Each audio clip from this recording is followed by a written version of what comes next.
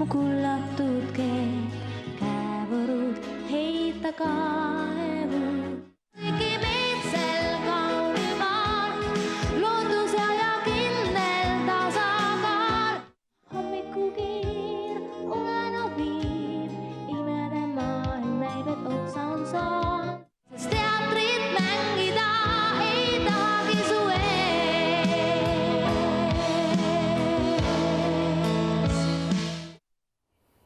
Tere, Jaanika! Tervist! Kuidas siis juhtus niimoodi, et 93. aastal pidid sa tolleaegses Eesti Laulus üksinda kõik laulud ära laulma? Sellega juhtus nii, et Jüri Makarovile tehti ettepanek Eesti-poolne kontakt olla ja aega oli kohutavalt vähe, mingisugune kuu või midagi sellist. Ja kuna meil oli just lavastunud Linnahallis Jesus Christ Superstar, esmakordselt Eestis, ta oli ju keelatud teosnõukogude ajal, 92 lõpus, siis Jüri ja Jaak Joalo ühiselt otsustasid, et ma olen piisavalt kõva närviga ja piisavalt noor ja sale veel, et viskame tüdruku vette. Ja närv pidas vastu? No kaameras pidas, jah. Aga mis sa arvad, kas sellise traditsiooni võiks nüüd näiteks järgmisel aastal Eesti Laulul uuesti tuua? Ma arvan, et ei ole nagu pointi. See oli juba tollel ajal ju teada, et see on nagu esmakordsete erandkorras ja see ei pidanud jääma millekski selliseks, mis jääb.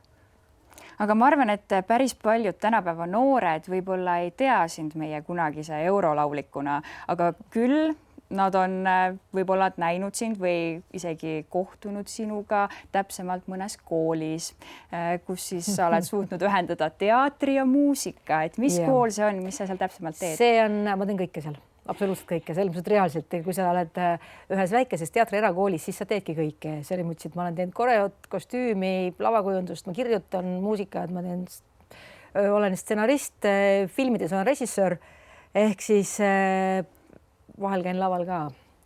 Nii et on täiesti õigustatud, et selle nimi on Laste kaunite kunstide kool, sest et ja ta on, jah, põhimõtteliselt küll. Ta on tegelikult praegu juba vist suhteliselt pikalt olnud rohkem nagu see muusikateatri Kaarsilumaa muusikateatri nime all. Ja me kutsume teda kaunite kool ja tegelikult, kui nüüd kristallselt aus olla, siis need lapsed, kes seal koolis käivad, millegi pärast kõik kipuvad seda Eurovisiooni õudselt hästi ikkagi teadma, isegi kui ma nagu väga püüan, sest mitte rääkida, et keegi ikka lobiseb välja, nii et selles mõttes jah. Ma võin saladuskattel öelda, et ka mina olen ise seal koolis kunagi käinud aastaid tagasi. Millal aastad tagasi see oli, kui ma tohin küsida? No see oli seal 2009, 2010, et ikka varases nooruses, et tuleb see aeg kenasti meelde. Aga et ka sinule tekiks selline nooruse vaim tagasi sisse või saaks seda veel rohkem olema, siis nüüd me hakkame mängima sinuga. Nii et kui sa oled valmis, siis minu kaassaatejuht Joonatan juba ootab sind meie mängulaua juures. Ma vaatan need täiuslikud ümmargusi munasid seal ja hakkab vaatama, mis nad saab siis. Ja midagi väga põnevat.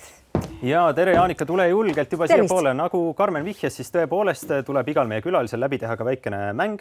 Ja. Ehk siis me kuvame siia ekraanile 3 küsimust, millel me ootaksime sinu käest vastuseid. Aga sul on võimalik nendele küsimustele mitte vastata, kui sa hakkad võtma siit kausist pinksipalle ja püüad neid visata siia topside sisse. Ja iga sisse visatav pall siis vähendab küsimuste arvu 1 võrra. Samas ma võin kõik ära vastata, aga mul ei ole probleemi sellega. Aga teeme ikka väikese mängu ka. Proovime ikkagi. Nii, aga ma annaks sulle selle kausi kõigepealt ja sul on aega 30 sekundit. Nii et kas sa oled valmis? Kui jah, siis 5, 4, 3, 2, 1, start! Ja esimene, natukene tugevamalt äkki. Ja teine. Ja tuleb. Aha, paneme siis 3. kohta.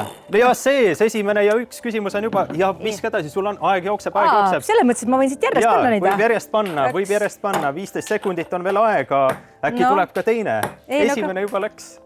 Jah, peaaegu läks, aga põrkas välja. Põrkas, näekab põrkavad kõik. No põrkavad jah. 5, 4, 3, 2, 1 ja aeg. Ei olnud probleemi. No 1 on kindlalt sees. Nii. Ehk siis... Võtsite nüüd selle Helme ja Ratas ära või? Võtsime Helme ja Ratas ära, ehk siis 2 küsimusele ootame sellist kiiret, konkreetset vastust sinu käest. Esimene, kas sa oled kunagi oma kallima telefonis luuranud? Mitte kunagi. Sel ajal, kui mul olid sellised kallimad, kelle puhul see oleks tekitanud nagu teatavat kiusatust, siis neid telefoni veel polnud lihtsalt. Ma olen nii vana. Ja teine küsimus, et millise meeslaulja poster on kunagi sinu toa seinal ilutsenud? Kusjuures ei ole. Mul ei ole olnud ühtegi posterit mitte kunagi seinal, aga kui ma olin teismelisena armunud, siis mitte lauljasse, vaid minu armastus oli Keanu Reaves. No selge pilt. Saime natukene targemaks ja tegelikult üks põnev lahing ikkagi ka maha. No jaa, no pallid. Suur aitäh sulle, Jaanika, et sa tulid meile täna saatesse. Saime üheskoos mängida ja saime Eesti Laulu ka meenutada. Aitäh!